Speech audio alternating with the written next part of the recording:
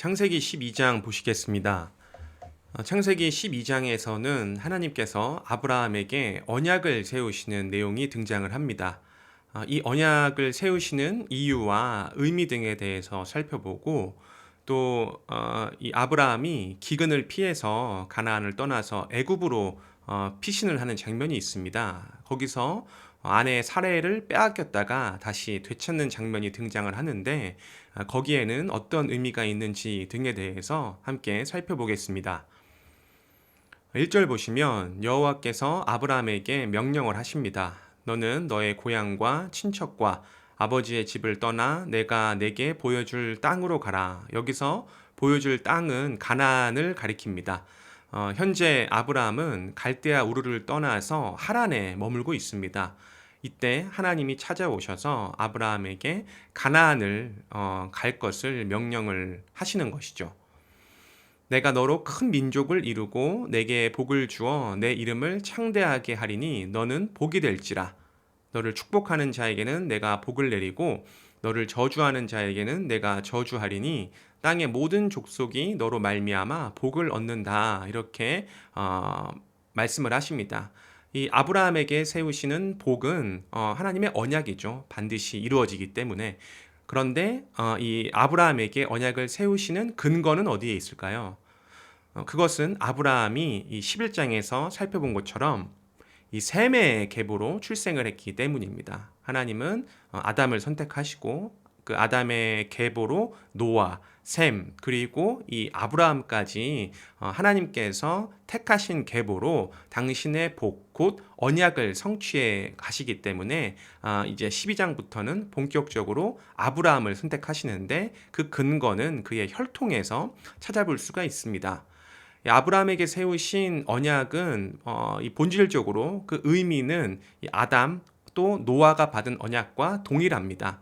먼저 이 땅으로 보여줄 땅으로 떠나라고 말씀을 하시죠. 생육하고 번성하고 땅을 정복하라 했을 때 그 땅에 대한 개념이 있고 내가 너로 큰 민족을 이룬다고 합니다. 이 민족을 이룬다라는 것은 뭐 당연히 생육 번성과 관계가 있죠.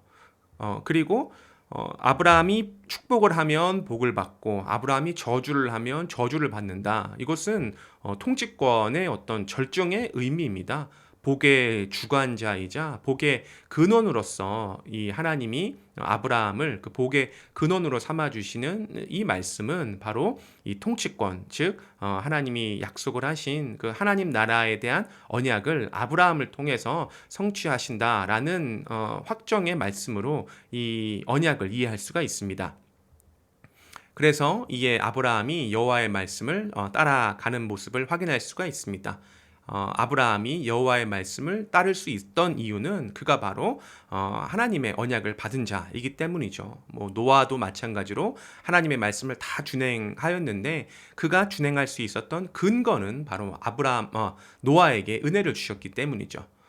그리고 이어서 보시면 롯도 그와 함께 갔으며 아브라함이 하란을 떠날 때 이제 75세입니다. 5절 보시면 아브라함이 그의 아내 사레와 조카 롯과 하란에서 모은 모든 소유와 얻은 사람들을 이끌고 가나안 땅으로 가려고 떠나서 마침내 가나안 땅에 들어갑니다. 아브라함이 그 땅을 지나 세겜 땅 모래 상수리 나무에 이르니 그때 가나안 사람이 그 땅에 이미 이제 거주를 하고 있는 것이죠. 7절 보시면 여호와께서 아브라함에게 나타나 이르시되 내가 이 땅을 내 자손에게 주리라 하신지라. 자기에게 나타나신 여호와께 그가 그곳에서 제단을 쌓고 거기서 베델 동쪽 산으로 옮겨 장막을 치니 서쪽은 베델이요 동쪽은 아이라. 그가 그곳에서 여호와께 제단을 쌓고 여호와의 이름을 부르더니 점점 남방으로 옮겨가는 모습을 통해서 아브라함이 하나님의 명령대로 가나안 땅에 무사히 도착했고 하나님께서는 그곳에서 아브라함의 언약을 성취해 나가실 것을 확증해 주시고 있습니다. 10절 보시면 이제 가나안 땅에 기근이 듭니다. 그래서 아브라함이 애굽에 거류하려고 애굽 땅으로 내려갑니다. 이는 이 가나안 땅에 기근이 심했기 때문이죠. 그가 애굽에 가까이 이르렀을 때 그의 아내 사레에게 말하되 내가 알기에 그대는 아리따운 여인이라. 애굽 사람이 그대를 볼 때 이르기를 이는 그의 아내라 하여 나는 죽이고 그대는 살리리니 원하건대 그대는 나의 누이라 하라. 그러면 내가 그대로 말미암아 안전하고 내 목숨이 그대로 말미암아 보존되리라 하리라. 이렇게 말하고 있습니다. 아브라함은 아직 하나님에 대한 어떤 확신 신앙이 없는 상태입니다.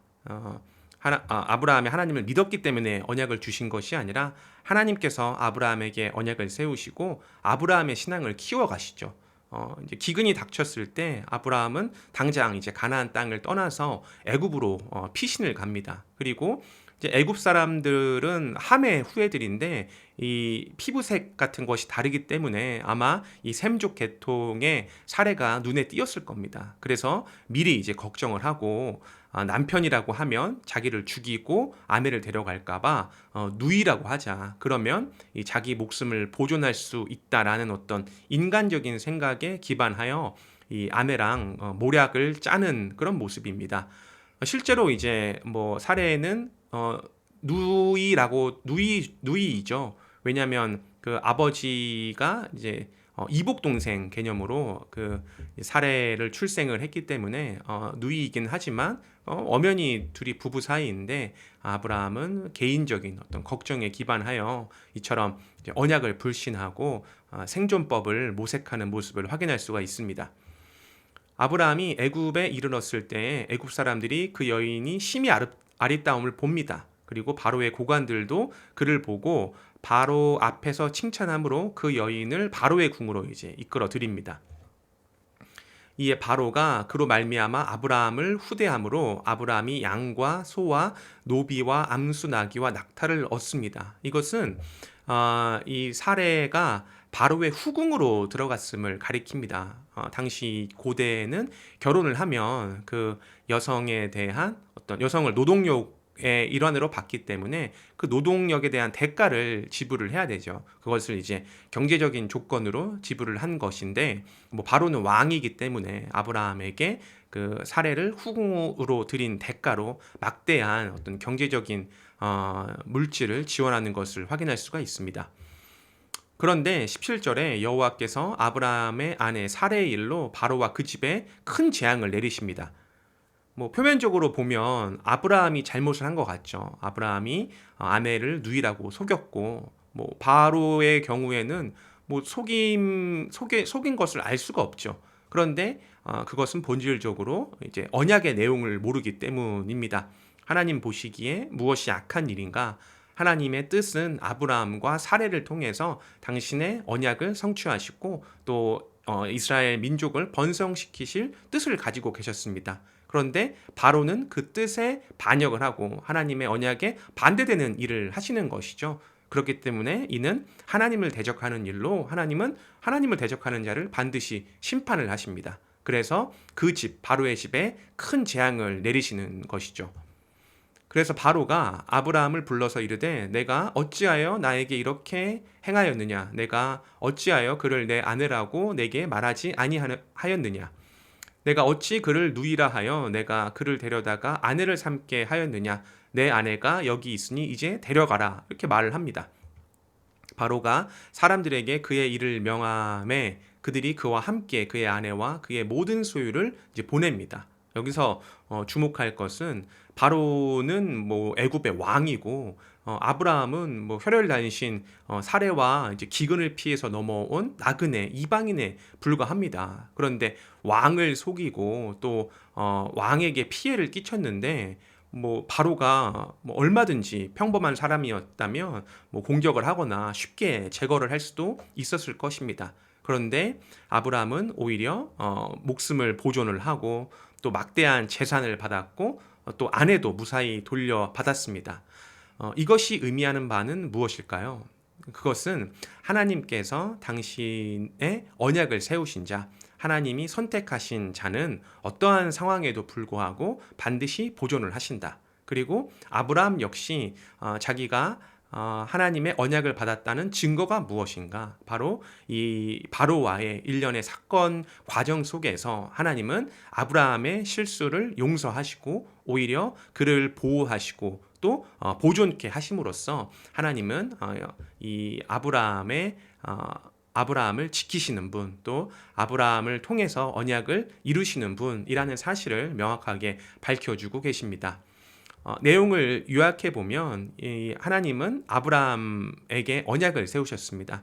아브라함이 언약을 받을 수 있는 이유는 그가 아담의 계보로 출생을 했기 때문이고, 그 내용은 아담과 노아가 받은 그 언약을 그대로 계승하고 있는 모습을 확인하였습니다.